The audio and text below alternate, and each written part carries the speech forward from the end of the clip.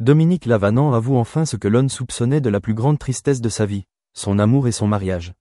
La vérité sur sa santé et son mari témoignent de cette tristesse sans fin.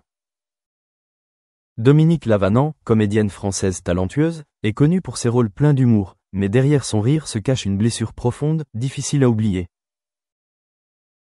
Elle est née le 24 mai 1944 à Morlaix, en France, où son enfance a toujours été teintée de tristesse. Son père s'est noyé alors qu'elle n'avait que 2 ans, laissant une famille pauvre avec pour seule ressource sa jeune mère. Sa mère, alors âgée de moins de 30 ans, a joué les 2 rôles pour élever ses 2 enfants. Pauvreté, difficultés financières, période où elle avait à peine de quoi survivre, ses blessures d'enfance ont aussi été des fractures difficiles à guérir dans l'âme de Dominique. À 11 ans, sa mère a trouvé le bonheur auprès d'un cardiologue à Morlaix. Ce beau-père adoré a également joué un rôle important dans la jeunesse de Dominique, lui apportant un soutien spirituel. Mais le destin fut ironique, le beau-père lui-même se suicida plus tard, une autre blessure que Dominique eut du mal à oublier. Dès son plus jeune âge, Dominique Lavanant a toujours été attirée par l'aura de l'art. De 14 à 21 ans, elle fut envoyée étudier dans un couvent en Angleterre, où l'ordre de la Sainte Croix guidait les jeunes filles pour leur apprendre les normes et les règles. Mais à cette époque, le rêve d'être aimée, comprise, protégée, couvait toujours dans son esprit, tel un besoin inassouvi. Elle commença à se faire connaître au Splendide, après avoir terminé ses études à la Sorbonne, où elle termina son cursus littéraire. De rôles comiques et de personnages pleins d'esprit, elle se fit peu à peu aimer pour son talent unique, transformant sa propre tristesse en force pour répandre la joie auprès du public. Le César qu'elle remporta en est la preuve éclatante. Mais derrière son auréole, la vie personnelle de Dominique Lavanant a toujours été teintée de solitude.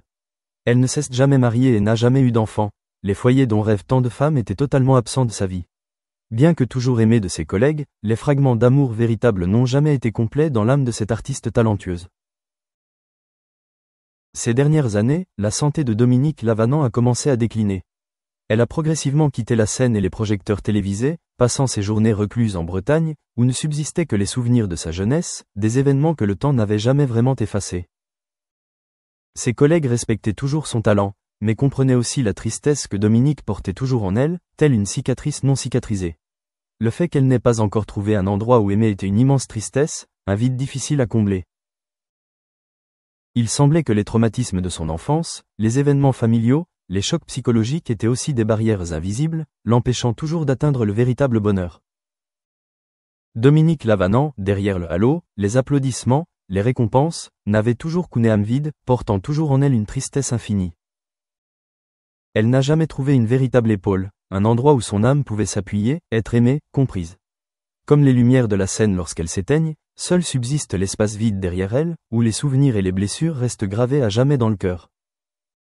Ainsi, la vie de Dominique Lavanant est une balade triste, où un talent éclatant côtoie une solitude indicible, des aspirations inassouvies et des blessures difficiles à guérir.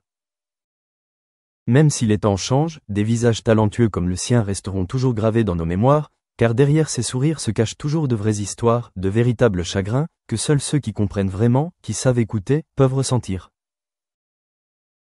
Mais au milieu de cette tristesse, Dominique Lavanant a toujours su trouver la force de continuer à vivre, de continuer à aimer l'art, de continuer à partager des moments d'humour appréciés du public. Elle ne cesse jamais plainte de son sort, ni n'a fait de ses blessures un fardeau pour son entourage.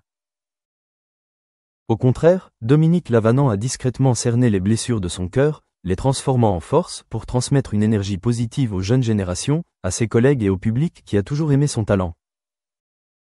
Plus tard, lorsque sa santé a commencé à décliner, Dominique Lavanant était connue comme une artiste renfermée, apparaissant très rarement en public.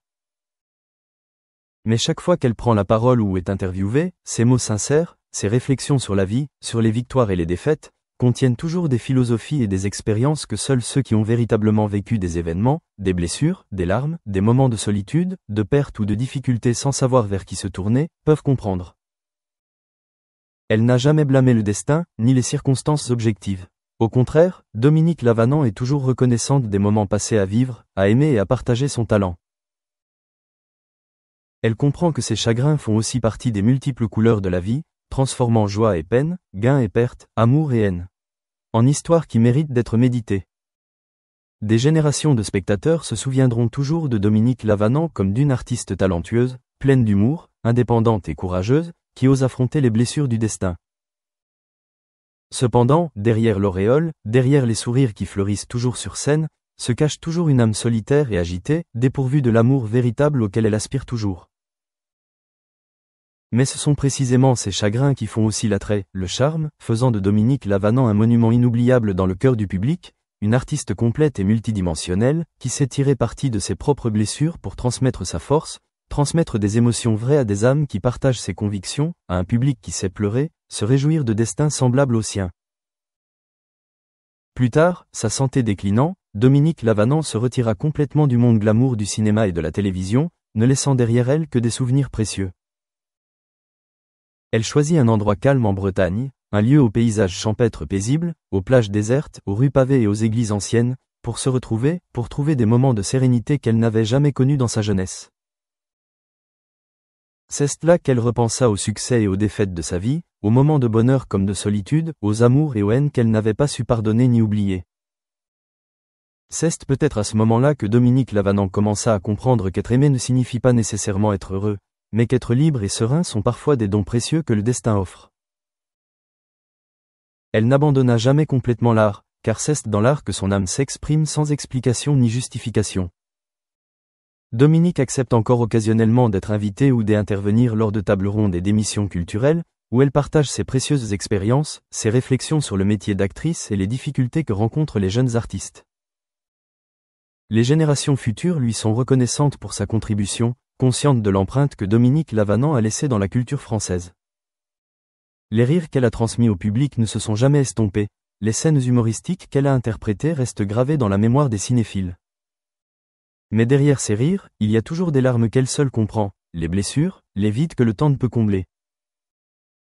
Ainsi, la vie de Dominique Lavanant est une ballade pleine de notes graves, où comédie et tragédie s'entremêlent, où les blessures se transforment en force, où les amours et les haines se transforment en motivation pour continuer à vivre, à aimer, à contribuer, même si ce n'est que dans les coulisses, là où les lumières n'ont jamais vraiment éclairé les sentiments d'une âme qui aspire toujours à être comprise, pardonnée, aimée sincèrement.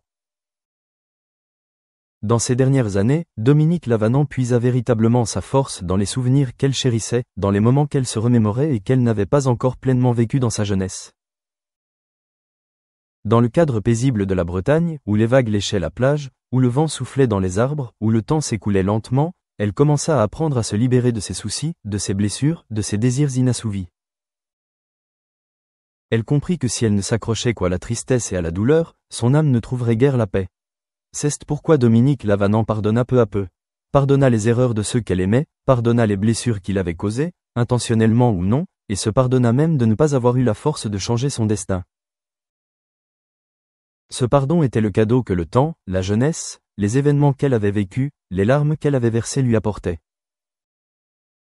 Elle commença à puiser sa force dans les souvenirs heureux, les moments où elle était aimée, applaudie par le public, respectée par ses collègues. Ces moments ont été les pierres angulaires du rétablissement de l'âme de Dominique, l'amenant vers un véritable refuge, où les blessures guérissent, où les joies et les peines s'harmonisent, où les désirs sont